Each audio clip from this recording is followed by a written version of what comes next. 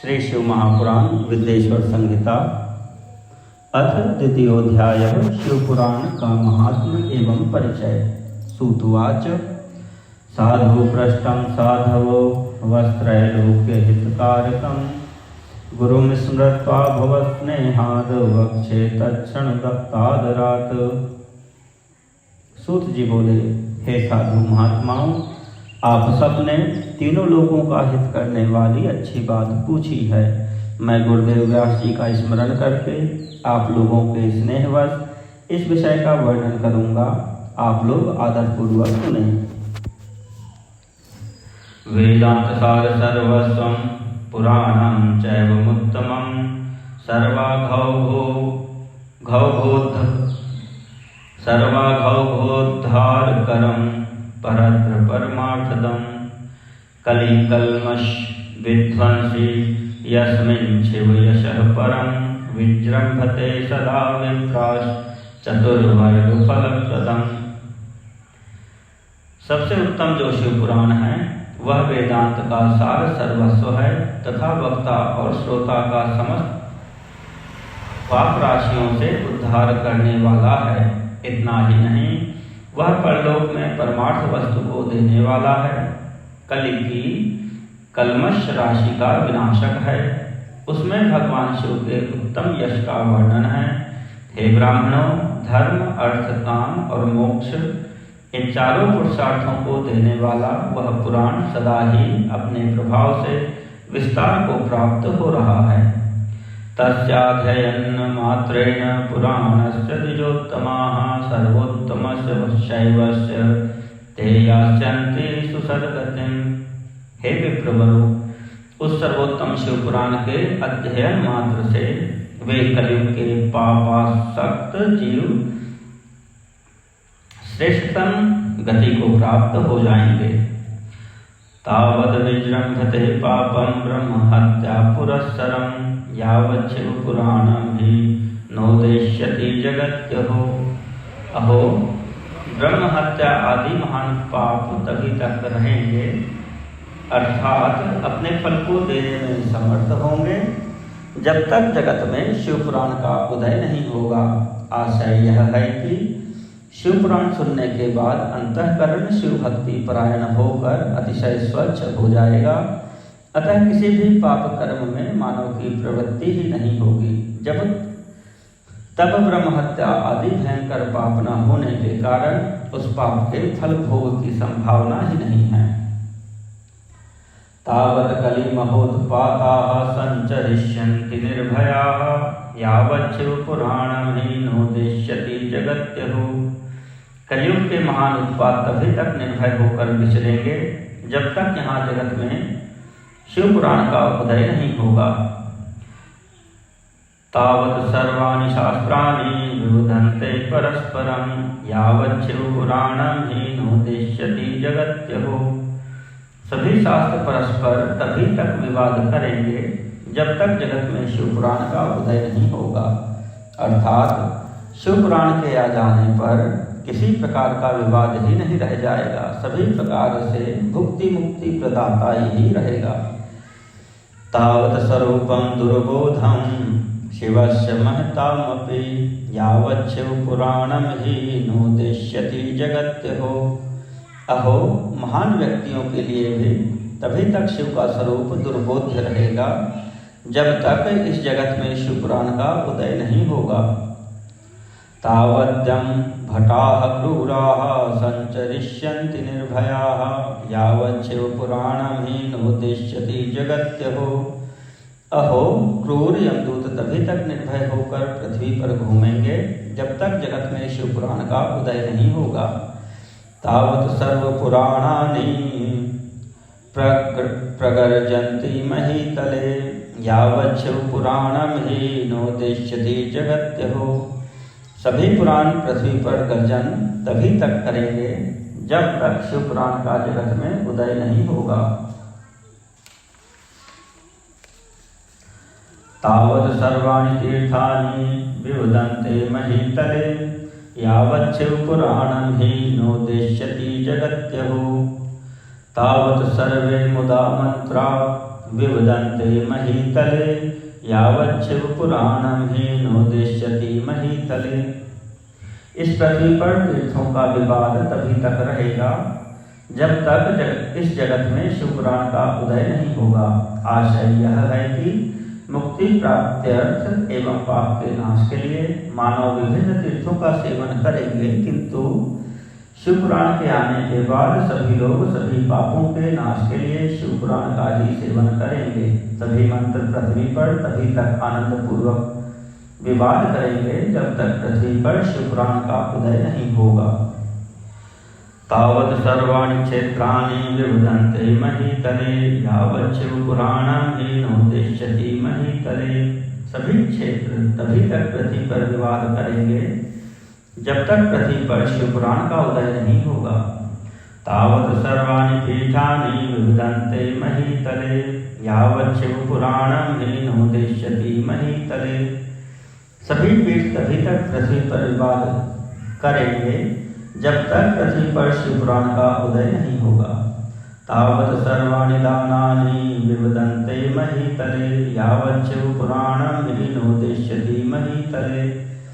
सभी दान पृथ्वी पर तभी तक विवाद करेंगे जब तक शिवपुराण का पृथ्वी पर उदय नहीं होगा।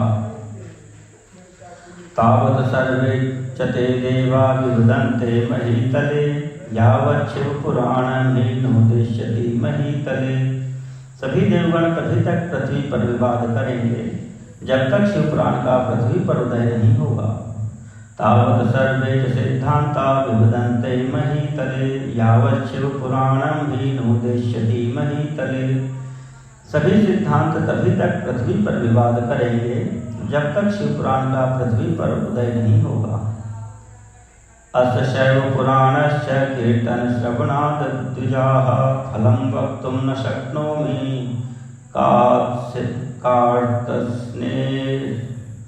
कार्तस्नेयेन मुनिसत्तमाः। हे विप्रो, हे श्रेष्ठ मुनिगण, इस शिवपुराण के कीर्तन करने और सुनने से जो फल होते हैं उन फलों को मैं संपूर्ण रूप से नहीं कह सकता हूँ, अर्थात शब्दों के द्वारा इसके सभी फलों को नहीं कहा जा सकता है। तथापि तस्य माहात्म्यं वक्षे किंचित् वो नघाः चित्तमाधाय शृण्वन्तु व्यासेनोक्तं पुराणम्। हे निष्पाप मुनिगण, तथापि शिवपुराण का कुछ महात्म्य आप लोगों से कहता हूँ जो व्यास जी ने पहले मुझसे कहा था। आप लोग चित्त लगाकर ध्यानपूर्वक सुने। एतत् शिवपुराणं हि श्लोकं श्लोकार्धमेव च यः पठेत् भक्ति संयुक्तः स पापान्मुच्यते क्षणात्। जो भक्ति पूर्वक इस शिवपुराण का एक श्लोक या आधा श्लोक भी पढ़ता है वह उसी क्षण पाप से छुटकारा पा जाता है।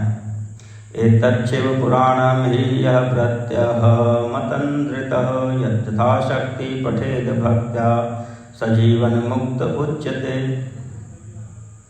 जो आलस्य रहित होकर प्रतिदिन भक्ति पूर्वक इस शिवपुराण का यथाशक्ति पाठ करता है वह जीवन मुक्त कहा जाता है। एतत् शिवपुराणं हि यो भक्त्यार्चयते सदा दिने दिने स्वमेधस्य फलं प्राप्नोत्य संशयम्। जो इस शिवपुराण की सदा पूजा करता है वह निसंदेह प्रतिदिन अश्वमेध यज्ञ का फल प्राप्त करता है। एतत् शिवपुराणं यः साधारण पदेच्छया अन्यतः शृणुयात् सोऽपि मत्तो मुच्येत पातकात्। जो व्यक्ति साधारण पद की प्राप्ति की इच्छा से इस शिवपुराण को मुझसे अथवा अन्य किसी से सुनता है वह भी पातकों से मुक्त हो जाता है। एतत् शिवपुराणं यो नमस्कुर्याद दूरतः सर्वदेवार्चन फलं स प्राप्नोति न संशयः। जो इस शिवपुराण को समीप से प्रणाम करता है वह सभी देवों की पूजा का फल प्राप्त करता है, इसमें संशय नहीं है। एतत् शिवपुराणं वै लिखित्वा पुस्तकं स्वयं यो दद्यात् शिवभक्तेभ्यस्तस्य पुण्यफलं शृणु। जो इस शिवपुराण को स्वयं लिखकर शिव भक्तों को दान करता है उसके पुण्य फल को सुने। अधीतेषु च शास्त्रेषु वेदेषु व्याकृतेषु च यत्फलं दुर्लभं लोके तत्फलं तस्य संभवेत्। जो इस शिव पुराण को स्वयं लिखकर शिव भक्तों में दान करता है, उसके पुण्य फल को सुने। शास्त्रों का अध्ययन करने और वेदों का पाठ करने से जो दुर्लभ फल प्राप्त होता है, वह फल उसको प्राप्त होता है। एतत् शिव पुराणं हि चतुर्दश्यामुपोषितः शिव भक्त सभायां यो व्याकरोति स उत्तमः। प्रत्यक्षरं तु गायत्री पुरश्चर्या फलं लभेत इह भुक्त्वाखिलान् कामानन्ते निर्वाणतां व्रजेत। जो चतुर्दशी तिथि के दिन उपवास करके इस शिव पुराण का शिव भक्तों के समाज में पाठ करता है, वह श्रेष्ठ पुरुष है। वह व्यक्ति शिव पुराण के प्रत्येक अक्षर की संख्या के अनुरूप गायत्री के पुनश्चरण का फल प्राप्त करता है और इस लोक में सभी अभीष्ट सुखों को भोग कर अंत में मोक्ष प्राप्त करता है। उपोषितश्चतुर्दश्यां रात्रौ जागरणान्वितः यः पठेत् क्षणयाद्वापि तस्य पुण्यं वदाम्यहम्। जो चतुर्दशी की रात में उपवास पूर्वक जागरण करके शिव पुराण का पाठ करता है या इसे सुनता है, उसका पुण्य फल मैं कहता हूँ। कुरुक्षेत्रादि निखिल पुण्यतीर्थेष्वनेकशः आत्मतुल्य धनं सूर्य ग्रहणे सर्वतोमुखे विप्रेभ्यो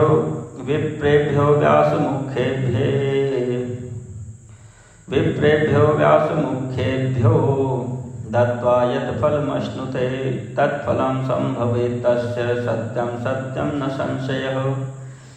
कुरुक्षेत्र आदि सभी तीर्थों में पूर्ण सूर्य ग्रहण में अपनी शक्ति के अनुसार विप्रों को और मुख्य कथावाचकों को धन देने से जो फल प्राप्त होता है, वही फल उस व्यक्ति को प्राप्त होता है। यह सत्य है, इसमें कोई संदेह नहीं है। एतत् शिव पुराणं हि गायते योऽप्यहर्निशम् आज्ञां तस्य प्रतीक्षेरन् देवा इंद्र पुरोगमाः। जो व्यक्ति शिव पुराण का दिन रात गान करता है, इंद्र आदि देवगण उसकी आज्ञा की प्रतीक्षा करते हैं। एतत् शिव पुराणं यः पठत् शृण्वन् हि नित्यशः यद्यत् करोति सत्कर्म तत्कोटिगुणितं भवेत्। इस शिव पुराण का पाठ करने वाला और सुनने वाला व्यक्ति जो श्रेष्ठ कर्म करता है, वह कोटि गुना हो जाता है, अर्थात कोटि गुना फल देता है। समाहितः पठेद्यस्तु तत्र श्रीरुद्र संहितां स ब्रह्मज्ञोऽपि पूतात्मा त्रिभिरेव दिनैर्भवेत्। जो भली भांति ध्यान पूर्वक उसमें भी श्री रुद्र संहिता का पाठ करता है, वह यदि ब्रह्मघाती भी हो तो 3 दिनों में पवित्र आत्मा हो जाता है। तां रुद्र संहितां यस्तु भैरव प्रतिमांतिके त्रिः पठेत प्रत्यहं मौनी स कामान् खिलान् लभेत। जो भैरव की मूर्ति के पास मौन धारण कर रुद्र संहिता का प्रतिदिन 3 बार पाठ करता है, वह सभी कामनाओं को प्राप्त कर लेता है। तां रुद्र संहितां यस्तु संपठेद वटबिल्वयोः प्रदक्षिणां प्रकुर्वाणो ब्रह्महत्या निवर्तते। जो व्यक्ति वट और बिल्व वृक्ष की प्रदक्षिणा करते हुए उस रुद्र संहिता का पाठ करता है, वह ब्रह्म हत्या के दोष से भी छुटकारा पा जाता है। कैलाश संहिता तत्र ततोपि परमा स्मृता ब्रह्मस्वरूपिणी साक्षात् प्रणवार्थ प्रकाशिका। प्रणव के अर्थ को प्रकाशित करने वाली ब्रह्मरूपिणी साक्षात कैलाश संहिता रुद्र संहिता से भी श्रेष्ठ कही गई है। कैलाश संहितायास्तु माहात्म्यं वेत्ति शंकरः कृत्स्नं तदर्थं व्यासश्च तदर्थं वेदम्यहं द्विजाः। हे द्विजो, कैलाश संहिता का संपूर्ण महात्म्य तो शंकर जी ही जानते हैं, उससे आधा महात्म्य व्यास जी जानते हैं और उसका भी आधा मैं जानता हूँ। तत्र किंचित प्रवक्ष्यामि कृत्स्नं वक्तुं न शक्यते यज्ञात्वा तत्क्षणान् लोकश्चित्तशुद्धिं वाप्नुयात्। उसके संपूर्ण महात्मा का वर्णन तो मैं नहीं कर सकता, कुछ ही अंश कहूँगा, जिसको जानकर उसी क्षण चित्त की शुद्धि प्राप्त हो जाएगी। न नाशयति यत् पापं सारौद्री संहिता द्विजाः तन्न पश्याम्यहं लोके मार्गमाणोऽपि सर्वदा। हे द्विजो, लोक में ढूंढने पर भी मैंने ऐसे किसी पाप को नहीं देखा जिसे यह रुद्र संहिता नष्ट न कर सके। शिवेनोपनिषद सिंधु मंथनोत्पादितां मुदा कुमारायार्पितां तां वै सुधां पीत्वा मरो भवेत्। उपनिषद रूपी सागर का मंथन करके शिव ने आनंद पूर्वक इस रुद्र संहिता रूपी अमृत को उत्पन्न किया और कुमार कार्तिकेय को समर्पित किया, जिसे पीकर मानव अमर हो जाता है।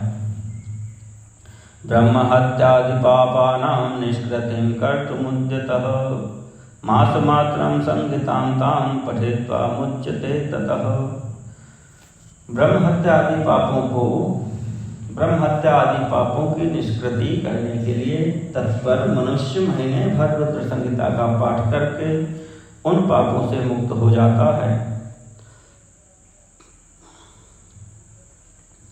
दुष्प्रतिग्रह दुर्भोज्य दुरालापादि संभवं पापं स्वकृत कीर्तनेन संहिता सा विनाशयेत्। दुष्प्रतिग्रह दुर्भोज्य दुरालाप से जो पाप होता है वह इस रौद्री संहिता का एक बार कीर्तन करने से नष्ट हो जाता है। शिवालये बिल्ववने संहितां तां पठेत तु यः स यत् फलमवाप्नोति तद्वाचोऽपि न गोचरे। जो व्यक्ति शिवालय में अथवा बेल के वन में इस संहिता का पाठ करता है वह उससे जो फल प्राप्त करता है उसका वर्णन वाणी से नहीं किया जा सकता। संहितां तां पठन् भक्त्या यः श्राद्धे भोजयेद् द्विजान् तस्य ये पितरः सर्वे यान्ति शम्भोः परं पदम्। जो व्यक्ति श्रद्धापूर्वक इस संहिता का पाठ करते हुए श्राद्ध के समय ब्राह्मणों को भोजन कराता है उसके सभी पितर शंभु के परम पद को प्राप्त करते हैं।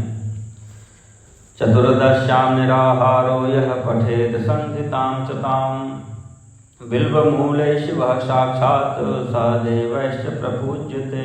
चतुर्दशी के दिन निराहार रहकर जो बेल के वृक्ष के नीचे संहिता का पाठ करता है वह साक्षात शिव होकर सभी देवों से पूजित होता है। अप्यन्याः संहितास्तत्र सर्वकाम फलप्रदाः उभे विशिष्टे विज्ञेये लीला विज्ञान पूरिते।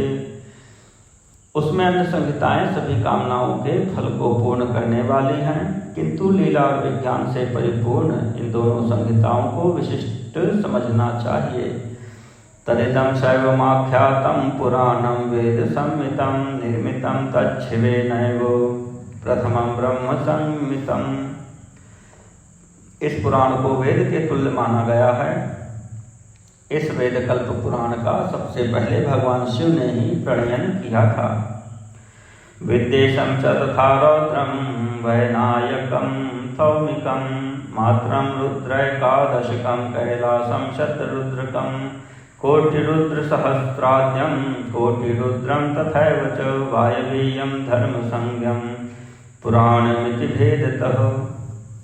विद्येश्वर संहिता, रुद्र संहिता, विनायक संहिता, उमा संहिता, मात्र संहिता, एकादश रुद्र संहिता, कैलाश संहिता, शतरुद्र संहिता, कोटि रुद्र संहिता, सहस्त्र कोटि रुद्र संहिता, वायवी संहिता तथा धर्म संहिता, इस प्रकार इस पुराण के 12 भेद हैं। संहिता द्वादशमिता महापुण्यरता मताः तासां संख्यां ब्रुवे विप्राः शृणुतादरतोऽखिलम्। विद्वेषं 10,000 रुद्रं वैनायकं तथा औमं मातृपुराणाख्यं प्रत्येकाष्टसहस्रकम्। ये 12 संहिताएं अत्यंत पुण्यमयी मानी गई हैं। ब्राह्मणों, अब मैं उनके श्लोकों की संख्या बता रहा हूँ, आप लोग वह सब आदर पूर्वक सुने। विद्येश्वर संहिता में 10,000 श्लोक हैं, रुद्र संहिता, विनायक संहिता, उमा संहिता और मातृ संहिता, इनमें से प्रत्येक में 8,000 श्लोक हैं।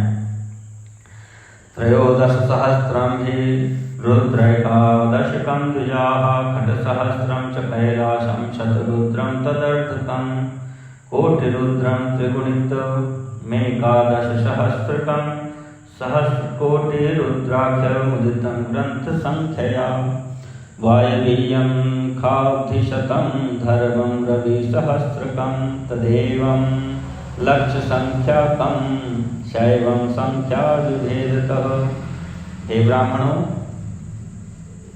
एकादश रुद्र संहिता में 13,000, कैलाश संहिता में 6,000, शतरुद्र संहिता में 3,000, कोटि रुद्र संहिता में 9,000, सहस्त्र कोटि रुद्र संहिता में 11,000, वायवी संहिता में 4,000 तथा धर्म संहिता में 12,000 श्लोक हैं। इस प्रकार संख्या के अनुसार मूल शिव पुराण की श्लोक संख्या 1,00,000 है।